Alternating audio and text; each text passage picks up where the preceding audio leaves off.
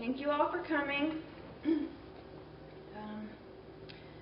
you see standing before you is not the person that I used to be. I was very lost most of my life. In a time when I didn't know God. I was so lost and I didn't even know it. I was so unhappy and I didn't even know it. You know, it was just what I knew. I didn't know anything else. But that's what the darkness does to you. It lies to you and it blinds you and it tricks you into believing that this is what you're good at and this is where you should be. So just run with it. And so in my addiction, towards the end of it, just out of nowhere, God reached into my life and He placed something in my heart and I began to crave the Word of God and I didn't know where it came from.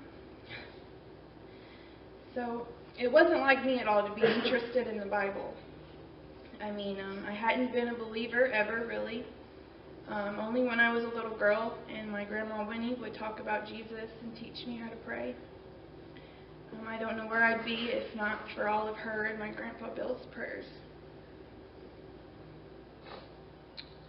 So now I have this newfound interest in God, but I didn't know what to do with it. And finally, after accepting the fact that God was real and He was intervening in my life whether I liked it or not, He had a purpose for me. He chose me for something, and I don't know what it is, but I'm more than willing to be a living sacrifice for Him and to do whatever He wants me to do. One thing led to another, and God blessed me with the opportunity to come to Diane's house.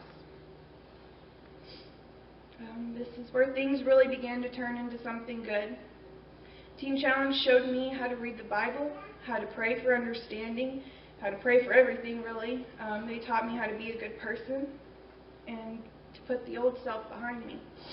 And I think that's the most important part, is to not even focus on anything that you used to be, but to just keep moving forward with God.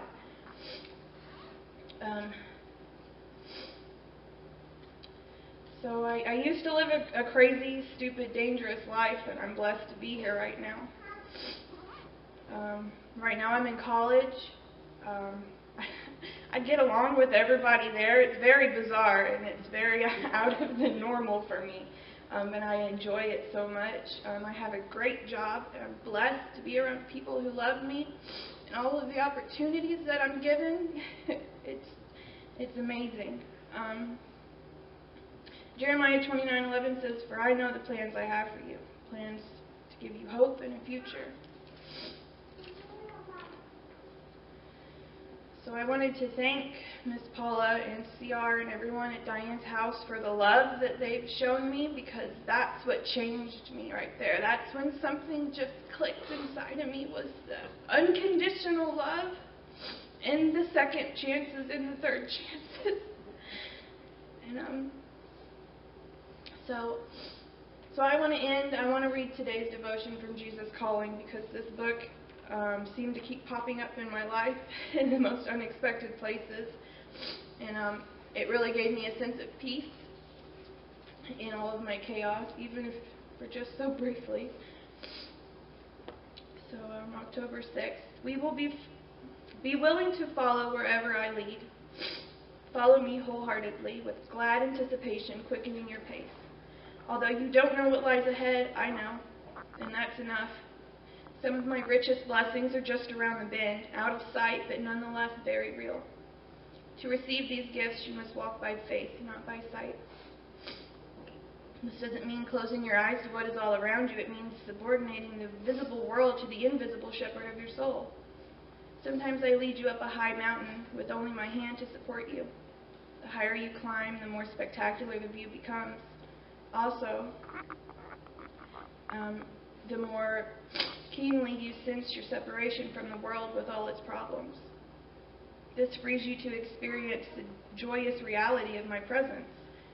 Give yourself fully to these glory moments, awash in dazzling light. I will eventually lead you down the community with others.